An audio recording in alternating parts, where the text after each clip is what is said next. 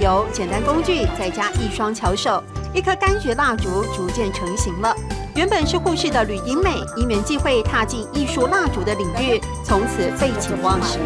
我几乎每1分钟脑袋都是在想说，我还可以做什么新的？教堂用的礼拜蜡烛，圣诞节、情人节设置客家童花，各式各样的题材丰富多样。吕英美精心研发的蜡烛作品，甚至让国外设计师都惊叹不已。包括国外的设计师，他都拿起来看说，这是真正的蕾丝吗？他以为是放蕾丝在上面，事实上它整只都是蜡烛。细致的花纹精确表现出蕾丝质感。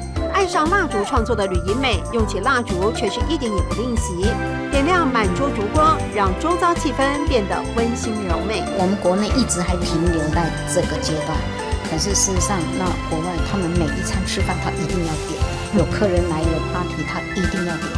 我舍不得用的客家话，爱潘的用，爱潘的用。这么美，真的很多人舍不得用了。努力推广艺术蜡烛市场，吕英美说，蜡烛千万不能舍不得用，花少许心思就能让生活多点温暖，多点亮光。爱潘的用，爱潘的用。